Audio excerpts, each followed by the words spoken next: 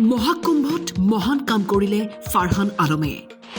আল্লাহৰ দূত হৈ আহিল এজন ভক্তৰ বাবে খবৰ পাই লৰালৰিকৈ আহিছিল ঘটনাস্থলীত কোন এজন ফাৰহান আলম যে জীৱন ঘূৰাই আনিলে ৰাম শংকৰৰ প্ৰয়াগৰাজত চলি থকা মহাকুম্ভত কোটি কোটি ভক্তগণৰ মাজত ৰাম শংকৰো সপৰিয়ালৰ সৈতে উপস্থিত আছিল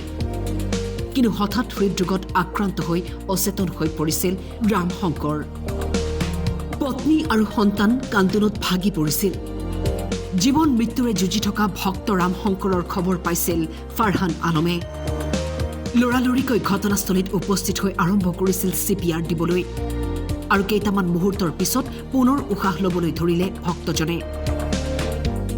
মৃত্যুমুখৰ পৰা ঘূৰি অহা ভক্তজনক দেখি চৌপাশৰ ভক্তসকলো আনন্দিত হৈ পৰিল তাতোকৈ ডাঙৰ কথা তেওঁৰ সন্তান আৰু পত্নীৰ মুখলৈ ঘূৰি আহিছিল হাঁহি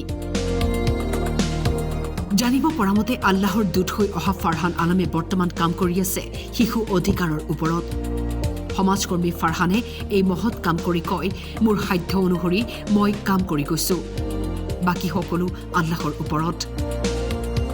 জাতি ধৰ্মৰ কথা নাভাবি কেৱল নিজৰ কৰ্তব্য কৰি যোৱা ফাৰহান এতিয়া চৌদিশে চৰ্চিত